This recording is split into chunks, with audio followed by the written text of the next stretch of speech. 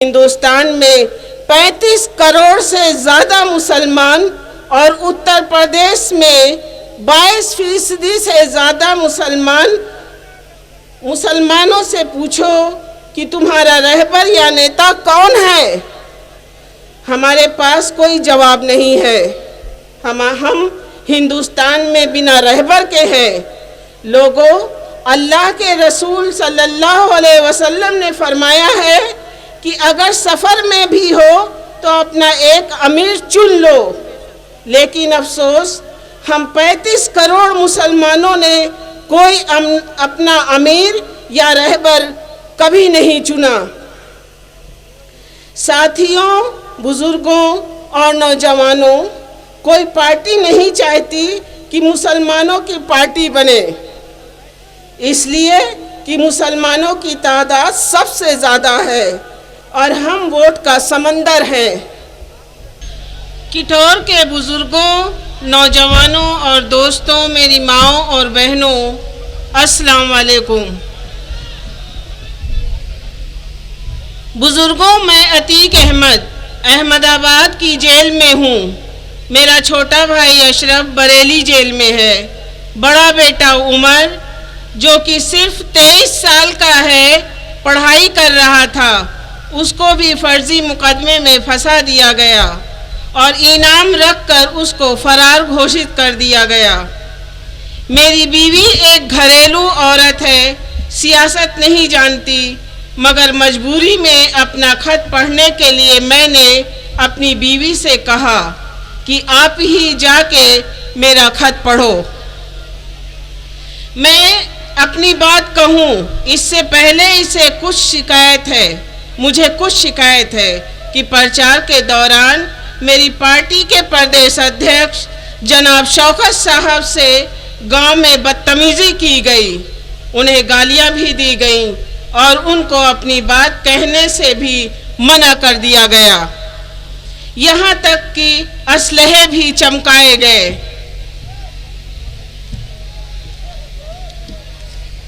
किठौर के नौजवानों, आप बहुत बहादुर हो और दिलेर भी हो, लेकिन क्या ये बहादुरी अपने भाइयों को दिखाना चाहिए जो आपके हक की बात कहने आए हों? उनकी बात सुनने की बजाय अपने दरवाज़ों से भगाना बात समझ में नहीं आती।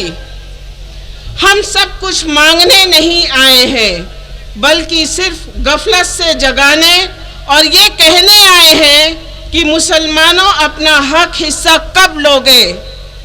शाहिद मंजूर भाई साहब मेरे बड़े दोस्त हैं। वो अखिलेश सरकार में कैबिनेट मंत्री भी बने, लेकिन उनकी कलम में ताकत नहीं दी गई। उनका इस्तेमाल किया गया और कमज़ोर किया गया। हमारी कलम चल जाए तो मुसलमानों के दिन बदल जाए और उसके ऊपर कोई कलम न चल पाएगी। जहाँ तक हमारी पार्टी MIM की मुखालफत की बात है, अच्छी और सच्ची बात की मुखालफत बहुत होती है। तारीख गवाह है, इस्लाम की जितनी मुखालफत हुई, दुनिया में किसी मज़हब की मुखालफत नहीं हुई और थोड़े ही अरसे में इस्लाम दुनिया में छा गया। आज ओवैसी साहब पूरे हिंदुस्तान में घूम घूम के जो मेहनत कर रहे हैं, कोई ओवैसी साहब को नेता बनने का बुखार नहीं है, बल्कि वो अपने जिम्मेदारी और फरीज़ा समझकर अंजाम दे रहे हैं। ओवैसी साहब की शख्सियत किसी बात की मोहताज नहीं है। वो बड़े बाप के बड़प्पन लिए हुए बड़े बेटे हैं। आप बैरिस्टर हैं, चाहते तो सुप्रीम कोर्ट में वकालत करते, बड़ा पैसा कमाते, सुकून से रहते। वो कौम के प्रति अपनी जिम्मेदारी महसूस करते हैं। अपना चैन और अपनी नींद खोकर भी मुसलमानों को जगाने एक सच्चे ख्वाब की ताबीर के लिए लड़ रहे हैं। साथियों, बुजुर्गों, नौजवानों, आज़ादी के 70 साल बाद भी आज हिंदुस्तान के मुसलमानों की हालत ये है, दिल्ली में जाकर मजदूरी कर रहा है, टायर का पंचर जोड़ रहा है, टेंडर या पेंटर है। किठौर के लोगों, आपकी माली हालत तो कुछ अच्छी है, लेकिन हिंदुस्तान में मुसलमानों की हालत बहुत खराब है। आपके पास जमीन है, कोल्ड स्टोरेज है, लेकिन सोचो पीढ़ियां आगे बढ़ेंगी, बच्चों के भी बच्चे होंगे, जमीनें छोटी पड़ जाएंगी, कोल्ड स्टोरेज में बहुत से हिस्से लग जाएंगे और तबाही बर्बादी के पीछे हमारे जैसे शाहिद भाई मंजूर जैसे मुनकात भाई की तरह लोग जिम्मेदार हैं, जो मुसलमानों का वोट ले जाकर गैरों की झोली में डाल देते थे। वो मुख्यमंत्री बनते थे, उनकी कौम तरक्की करती थी और हमें लेमन जूस की तरह 2-4 मंत्री दे दिया करते थे जिनके पास कोई ताकत नहीं होती थी। मुसलमानों की बर्बादी की वजह आज़ादी के बाद से हम धर्म निरपेक्षता का लबादा ओढ़े पार्टियों के पीछे चलते रहे और हमने अपना कोई रहबर, रहनुमा या कायद कभी नहीं चुना। हर बिरादरी, हर समाज ने अपना नेता चुन लिया और उनको राजा बना दिया। उन्होंने राज किया, लेकिन हिंदुस्तान में 35 करोड़ से ज़्यादा मुसलमान और उत्तर प्रदेश में 22% से ज़्यादा मुसलमानों से पूछो कि तुम्हारा रहबर या नेता कौन है, हमारे पास कोई जवाब नहीं है। हम हिंदुस्तान में बिना रहबर के हैं। लोगों, अल्लाह के रसूल सल्लल्लाहु अलैहि वसल्लम ने फरमाया है कि अगर सफ़र में भी हो तो अपना एक अमीर चुन लो, लेकिन अफसोस हम 35 करोड़ मुसलमानों ने कोई अपना अमीर या रहबर कभी नहीं चुना। साथियों, बुजुर्गों और नौजवानों, कोई पार्टी नहीं चाहती कि मुसलमानों की पार्टी बने, इसलिए कि मुसलमानों की तादाद सबसे ज़्यादा है और हम वोट का समंदर हैं।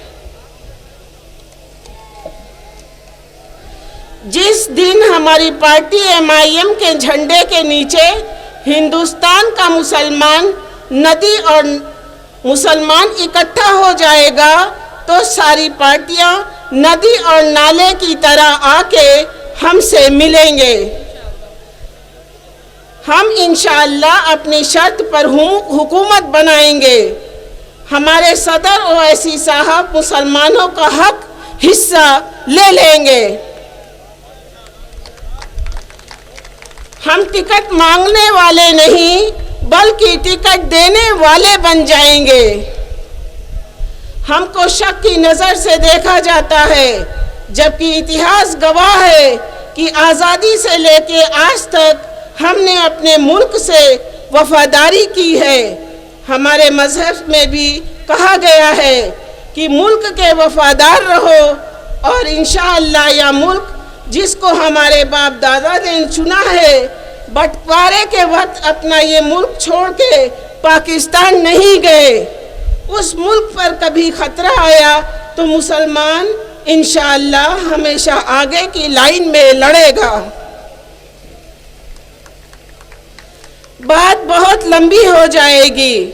मैं अपने सदर से गुजारिश करता हूँ कि वक्त निकाल के मेरठ शहर में भी अपनी बात कहें, और मैं भी बाकी बातें मेरठ शहर में इंशाअल्लाह करूँगा।